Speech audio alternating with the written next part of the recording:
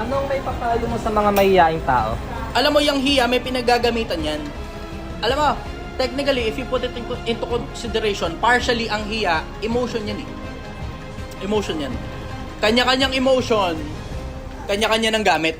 Pagka panahon para tigasan mo mukha mo, dapat tinitigasan mo mukha mo. Pag panahon para magalit, dapat nagagalit ka. Pag panahon para mahiya, dapat nahihiya ka.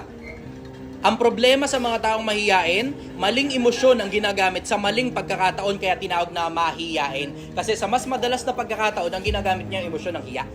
Ngayon, paano matatanggal ang hiya? Dumikit ka sa mga taong makakapalang muka.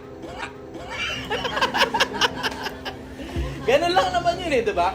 Ang hindi ibig sabihin, yung mga taong makakapalang muka sa paggawa ng kagaguhan, hindi ganun. Ang ibig sabihin, yung mga taong makakapalang muka na ginagamit nila yung kapal ng muka nila sa mga bagay na kapakipakinabang, sa mga bagay na pakikinabangan, hindi lang ng sarili nila, kundi ng mga taong nakapaligid sa kanila.